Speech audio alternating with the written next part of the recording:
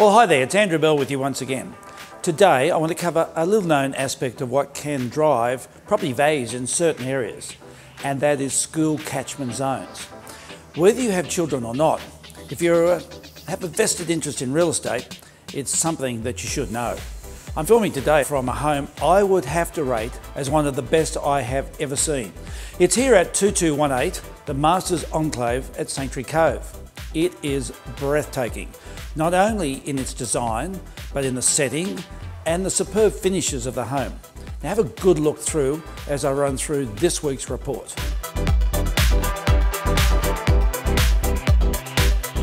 I'd like to thank those who provided feedback to my last e-news commentary regarding the proposed development at the Spit. What I was really surprised about was a mix of those who disagreed, people such as Sean, who said it was a bad idea and was 100% against it, and those who agreed. Many people responded as though it was about the cruise ship terminal. It wasn't. What was noted was that in relation to the cruise ship development, there was strong opposition to it being out in the ocean, but strong support for it being within the Broadwater. Whilst David thought this development was the best thing for the Gold Coast, providing great employment opportunities at a time when we need more opportunities for the unemployed. So thanks to those who did give us feedback. People do believe that we should have the cruise ship terminal, but let's put that aside.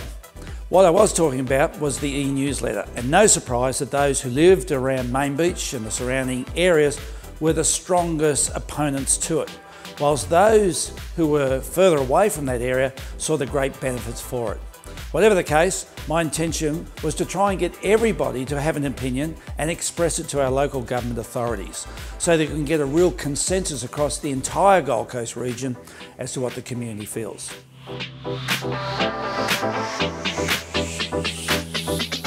Now on to the school catchment zones.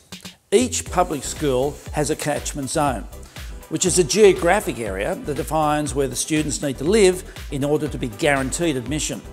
It's amazing how some of these catchment zones actually slice the street in half or take on one side of the street and not the other.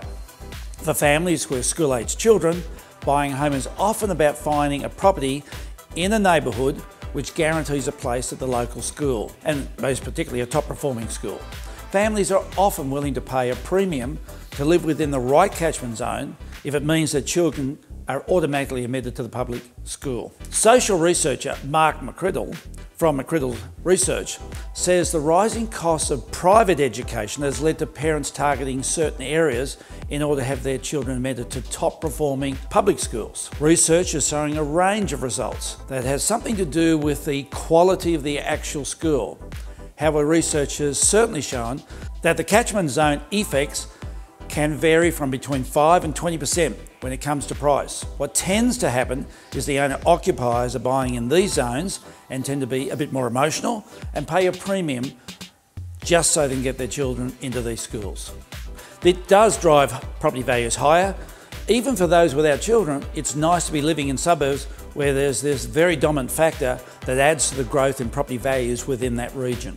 We're now in just one of the lounge room areas, and as you can see, big enough for the grand piano, plenty of lounge furniture, but have a look at that beautiful view out over the golf course with the beautiful pine trees, waters and manicured lawns.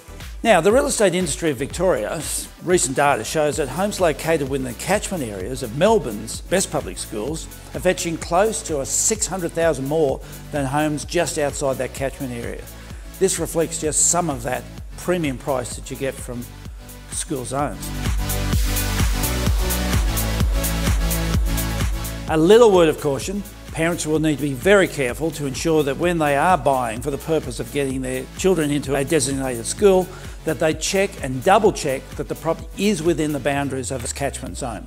They also need to be aware that these catchments can change and not to assume that what they have researched this year simply applies next year or the year after. So a clear message to all. Whether you have school children or not, the cost of private schooling education is going up dramatically, and more people are turning to the public school system all the time. These catchment areas around the great government schools, whilst more expensive than outside the catchment zone, not only provides you with access to a great school, but also above average capital growth in value. Well, that's it. I hope you've enjoyed looking through this spectacular home at 2218 The Masters Enclave. And if you'd like more information or would like to inspect, please contact our marketing agent, Matt Gates, from our office at Ray White Sanctuary Cove. His details are on screen now. One last point, the weather forecast for this Easter is fantastic. We've been one of the peak seasons and periods of time for visitors. We certainly expect to see a flurry of activity in the real estate market over Easter. If you are interstate and you're coming this way, there's some restrictions where, for example, we as an industry can't operate on Good Friday, and with the high occupancy, it's often difficult to get into holiday apartments.